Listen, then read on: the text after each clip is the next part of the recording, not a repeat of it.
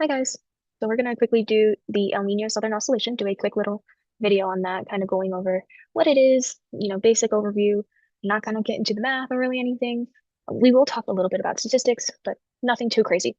So yeah, so the sea surface temps are gonna try to decide which one to go with.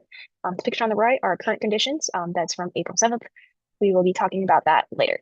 So what is the El Nino Southern Oscillation, or ENSO? It is a climate mode of variability found in the tropical Pacific.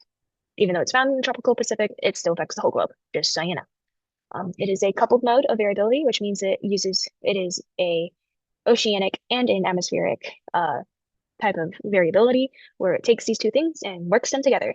So the El Nino is the is the oceanic component, where the southern oscillation is the atmospheric component. It happens on an interannual basis, so every few years, and it is naturally occurring. So to our knowledge, it has always occurred, and to our knowledge, it will always occur, despite, you know, whatever changes may be going on around the globe. It should always be occurring.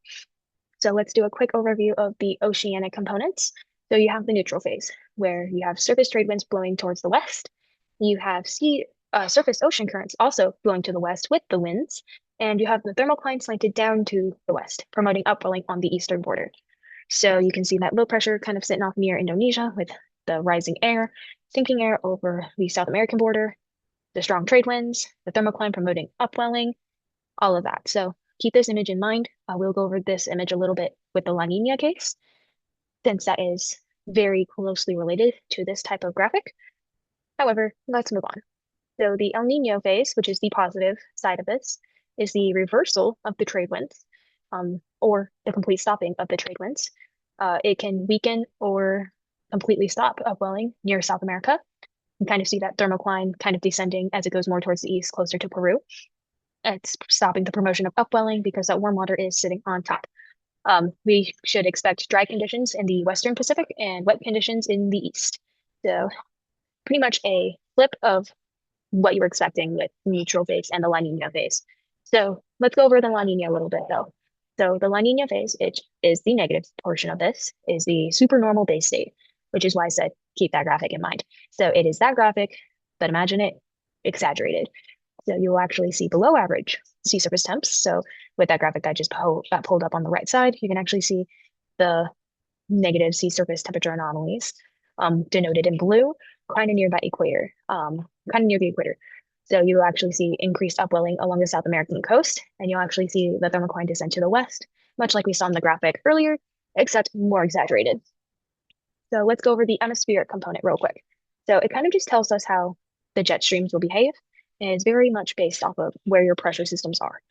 So if your low pressure system is over Tahiti, you are more likely to be experiencing El Nino-like conditions because your SOI, or your Southern Oscillation Index, is below zero. Now you'll expect the opposite if your low pressure is over Darwin. So you'll see La Nina-like conditions and your SOI being greater than zero.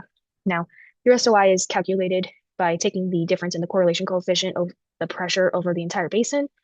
And again, this is just your brief statistics lesson. Correlation coefficient is a statistical measure that determines the relationship between two variables and their linearity. So it just determines whether or not two variables are related. And in this case, it tells us whether or not we are experiencing El Nino-like conditions or La Nina-like conditions.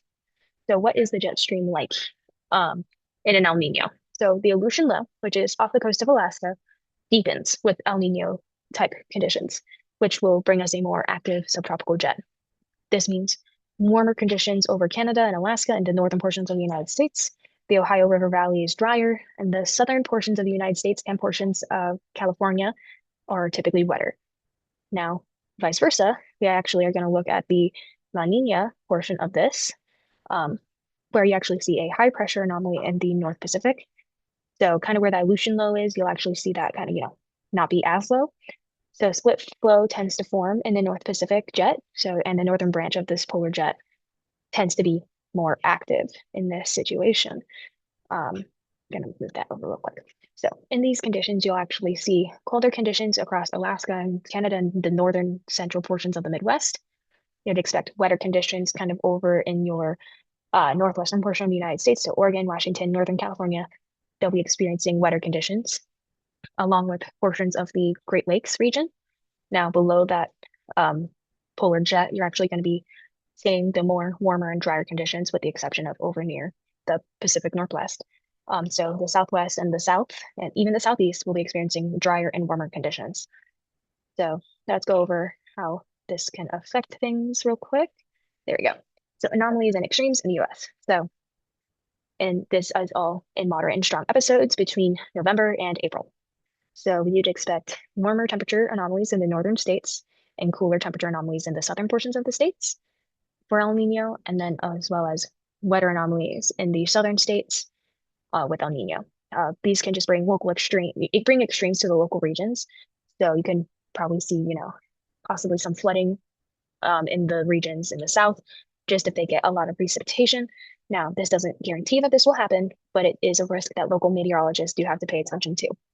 Now, if we look at La Niñas, in the moderate to strong episodes, cooler temperatures in the northern states, and warmer anomalies in the south, and dry anomalies are expected in the far to southern states, and wet anomalies are expected in the Ohio River Valley, kind of around the Appalachian Mountain Range. This could possibly bring extreme risk of drought to the south central and southeastern portions of the United States. So again, this does not guarantee that this will happen, but it is something that meteorologists do look out for. So now let's zoom out real quick and look at the conditions globally. So we're going to kind of take a focused picture on the Pacific Ocean and then to zoom in. So El Niños, we can actually see Southeast Asia, even Japan and Korea, along with Alaska and Canada, all having those warmer conditions. South Australia, same. Um, then we can also see the warm and wet region across the equator. We see the southern portions of the US. We see cool and wet, along with just wet. We can see warm and dry in portions of Africa. And again, like you can see that these are also separated by time of year. So this does vary with the months as well. So the extremes and the anomalies will change as the year goes on. Ooh, we don't like crashing again. There we go. La Nina. So we actually will see this. The graphic was set up a little differently. So December through February, we can actually see cool, dry conditions along the equator, and then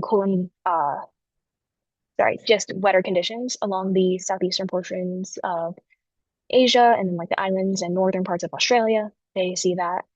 We can see cool and wet regions in Africa, or even just cooler in Africa in December through February. And then we can actually see that shift a little bit in the June through August portion of the year, where we actually see dry conditions in portions of South America and over the Pacific Ocean, warmer conditions over portions of Australia.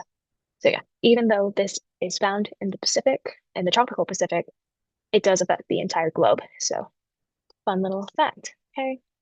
So what are our current conditions right now? So this is this is the same map from earlier. Sea surface temperatures taken on the 7th of April this year, 2025. We are currently in a neutral phase. So as of January 9th, again of this year, the Climate Prediction Center did issue a La Nina advisory, meaning they're expecting this neutral phase to transition into La Nina since we did just exit an El Nino. So even though it is expected to transition, we are still expecting to remain in the neutral phase throughout the summer months. And as of the March 13th, 2025 discussion that the Climate Prediction Center put out, there is still a 62% chance that we are going to be seeing, the neutral phase in the Pacific throughout this. Come on, there we go. So if you want to use some links to see where I got this information, or if you want to, look it up for yourself, here's that. I'm going to leave this up on the screen for a couple minutes. Publicly accessible stuff is denoted by an asterisk. So some of this stuff you cannot exactly access because it was taught in a lecture by Dr. Jason Furtado. However, most everything is publicly accessible. So yeah, feel free to learn more and use those resources. But yeah, thanks for watching, and I hope you learned a little bit about the basic information about the El Nino Southern Oscillation.